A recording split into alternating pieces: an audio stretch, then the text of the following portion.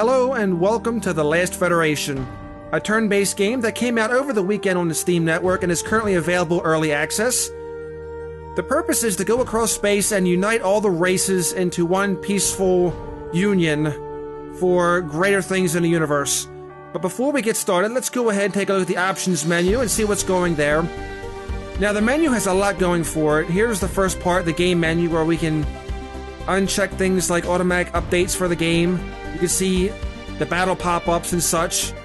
You can view and edit controls, which is where all your bindings go for your hotkeys and such, if you like to change them, or if you like to change the hotkeys on the solar map. There are your combo keys, you wish to change them up as well.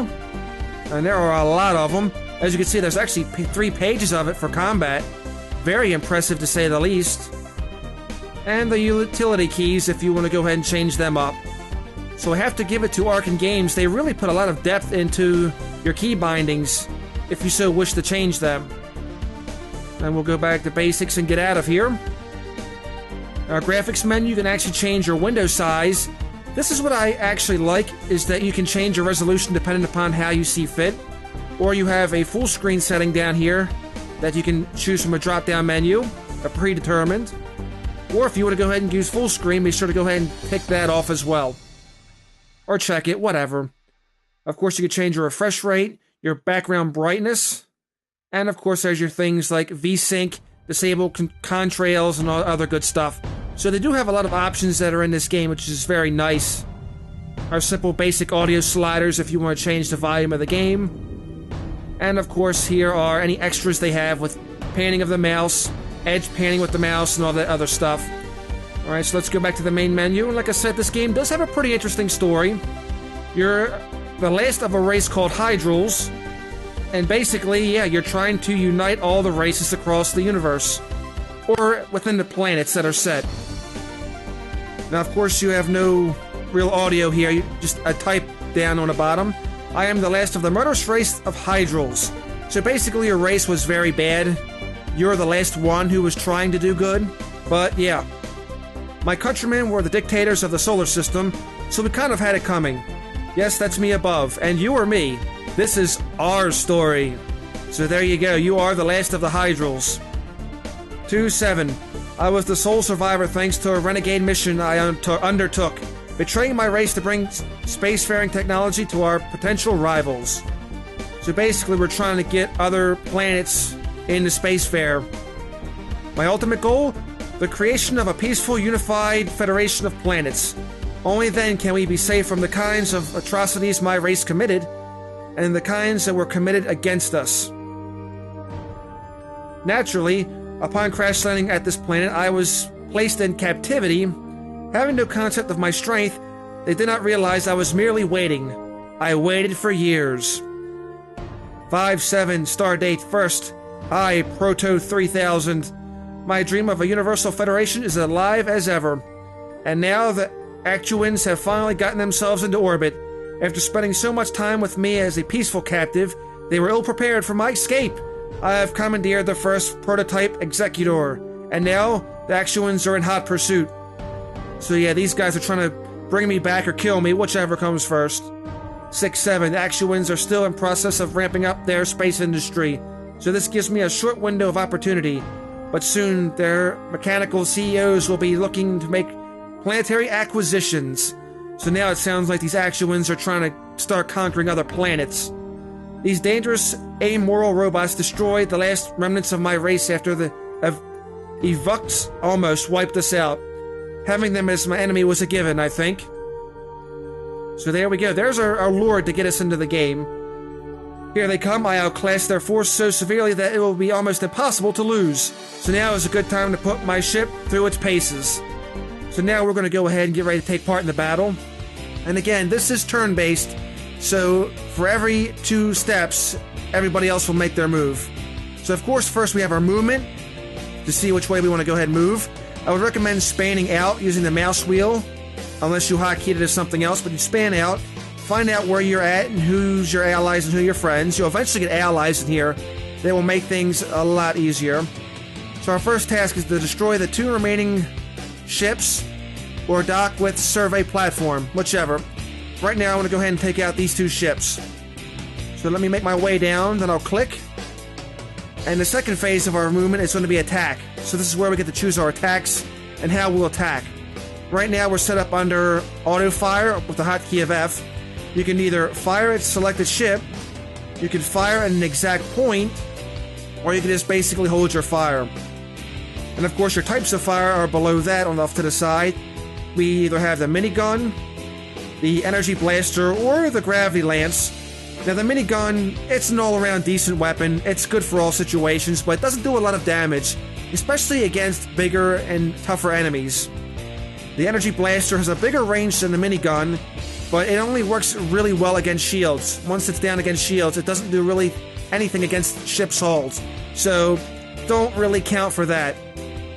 And of course there's the gravity lance, which works well against larger ships, so that kind of leads you into believing it's good once the shields are down. So that's a bit of a thing. Alright, since we're going to come up on these guys down here, let me go ahead and set up for... Well, I'm going to leave on auto fire on just for right now because we have nobody in range. And as you can see, the battle begins to take place. And after so many steps, I guess you could call it, this happens. You go right into set movement. Now that we're in range of these guys, I'm going to go ahead and set up my energy blaster. And I want to focus on this ship. Now you would think as you're steering, you'd want to go ahead and tail these guys, but you'd actually be wrong because you want to try to find the most efficient pathway to keep up with these ships while focusing on them. And of course, as you're doing this, you're going to have little tiny mini ships, you're going to have mines and such that could be in the area. So you may want to be very mindful of that as well. So, let's do that. Actually, oh crap, I left my auto fire on. Let's go continue to go up. I want to target, and I want to target this bad boy up here. That's it. Now, eventually, as we go further in the game, it's going to explain more things like engines and weapons and all that other good stuff, shields. But right now, we have to make do with what we can. Okay, there's a pop-up saying about objectives. And of course, we know about our 2 objectives up here, the 2 remaining. I'm not worried about docking. Yes.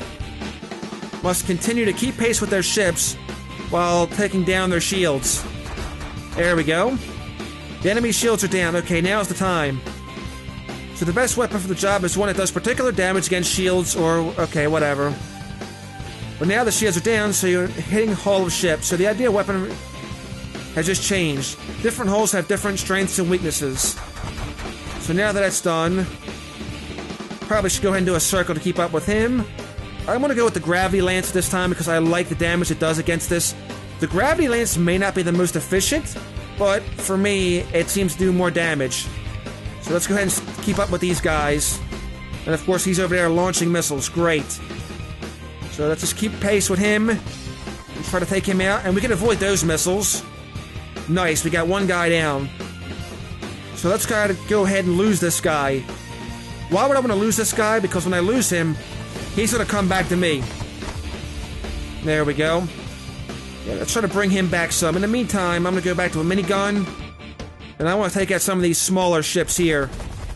Because these guys are just serving to just shoot projectiles, and that's very annoying to say the least.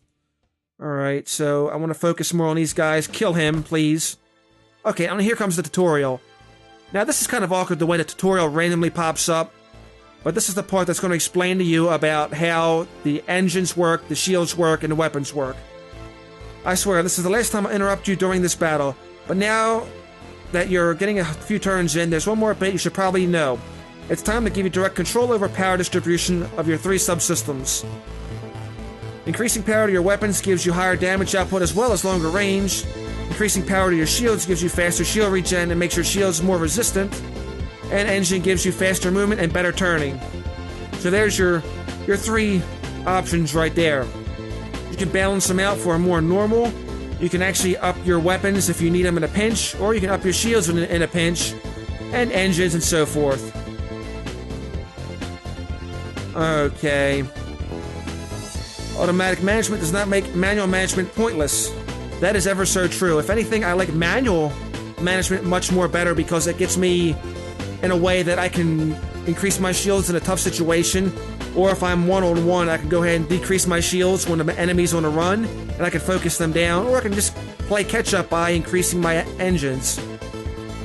And of course, here's a little image of how you can use your engines when they're fully maxed out to do a little dance, I guess you could say. It's amazing because you can actually perform much more and more neater turns, which is good once you're in pursuit. Okay. Also, you can do waypoints. It says you can click while holding shift. So if you hold shift and you click, you can make all these nice little patterns right here. Do figure eights and such. Once again, that comes in handy once you're in pursuit. Okay, now that we got that guy, where's our friend over here? Let's go over here. Try to catch up with him now. I'm not worried about things too much. Let's go back to auto fire. I think now's going to be the time where, yeah, I'm going to start dropping down these. Putting more points into our engines. Yes. So here's a good example of waypoints. I'm going to set one up here. Here. Here. Then come back. My objective is to try to catch this guy coming toward us. And kind of play catch up with him. Now, I want to do shields. Oh, make sure we go back to shields. There we go. And this will weaken his shield system. Go get him. There we go. Now, I'm going to try to make a little bit of a waypoint here. To make sure we don't lose this guy. And once again, I'll keep my weapons the same. As you can see, having shields low is a bit of a risk, but at the same time, if you can perform this right, you can actually take advantage of keeping the enemy within you. There we go. Do that, and that. Now, we're just bombarding that guy. Look at that. We'll try to make another turn around here. And keep within him.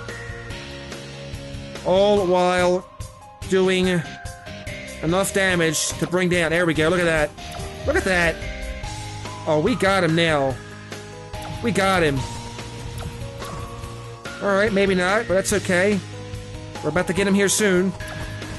Yeah, he's going down.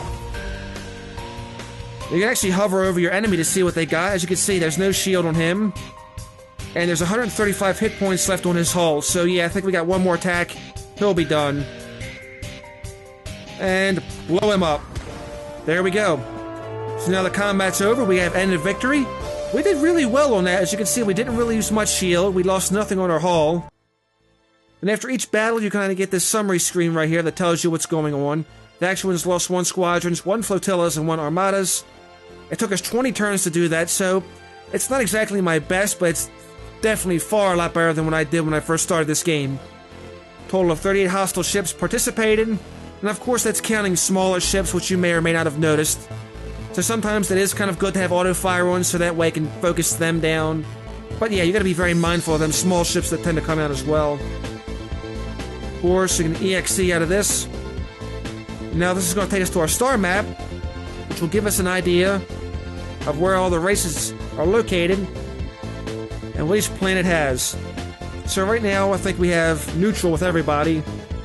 Our reputation is at -20. How unfortunate is that? Well, these guys are actually -13. I don't know why. The Thoraxans.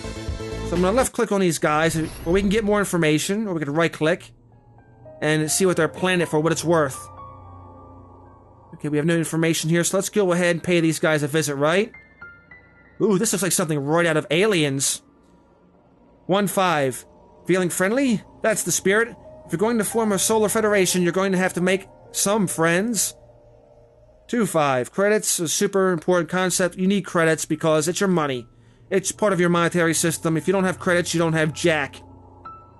Be warned, sometimes there's no friendly actions you can do will change what a race can do. Some races are just assholes. There's nothing you can do about it. So that's something you may have to face at some point. I get the feeling that these guys may be assholes. Of course, if you increase your influence, it makes your job a little bit easier, but who knows. So these guys have no spacefaring tech. We're going to go ahead and get them some spacefaring tech. Gain 5,000 credits for it, so of course. This should get us some rep, which will make us the good guys for them. First time delivering technical documents. Oi! Okay, so stuff just got real. Maybe. This is either going to be incredibly easy or incredibly hard, depending upon how many races are already spacefaring. So of course you get the idea that spacefaring races don't want you giving out this tech. So, yeah. Just be careful of alerting those spy probes and make your way to the drop zone, and that's it. Once you get to the drop zone, that's pretty much the map. But of course, you've got turrets and other thing here that are trying to limit your ability to get there. So of course, let's go down. Yeah, we are down in a very, very bad minefield. I can see this already. Alright, so we're just going to go down here. Leave auto fire on. And we got that dick over there who's launching what appears to be something. We're going to try to stay out of the range of these things. I want to go here. Once we get here, we'll try to focus down these guys. Now, let's say you don't want to move anywhere. You can press the Q button to stay your spot. Now, this ain't always good because, as you can see, I got a missile coming my way. Can I kill that missile before it comes to me? Probably not. No. But I can take out this little turret right here, which I'm planning on doing. Can we take it out? No. Right, let me just give it one more shot. There we go. That's the spirit. Oh, don't get in his range. So we've got to try to stay out of their range while staying away from the missiles as well. That's it. Just focus on it one more time. Come on, you can do it. Come on, you can do it. Some of these have a little bit more shields than others. And he is really hanging in there. Okay, so some of the damage I'm getting done is actually sustaining to the hull. It's not good. Alright, good. He's gone. Let's get moving. Actually, you know what? I'm going to take 3 points off of that. I'm going to put them in my shields. Because we are definitely going to need some shields around here. And let's try to maneuver down to that drop zone. I'm going to go back to automatic firing. Let's just take out what we can. Is there any safe way we can get to it? No. We're going to have to go right to the heart of the swarm. Okay. Keep auto fire on and just keep going. Oh my goodness, that was not good. Come on, take off the weapons. Go into the shields. Oh my goodness. That was not a good idea. Keep going, keep going, keep going. Now if we can get there, we may be able to make it. There we go. Well, that was kind of ballsy. I wouldn't recommend doing that, but we got lucky. We got really lucky. Wow. Okay, so we just got them some spacefaring tech. They'll be happy. At least I believe they'll be happy. Are now spacefaring. Searching dictionary for a phrase more urgent than extreme danger. Done. Imminent doom is today's advisory. Well, that was very helpful. So for giving them spacefaring tech, they now like us. We got 37 rep. That's good.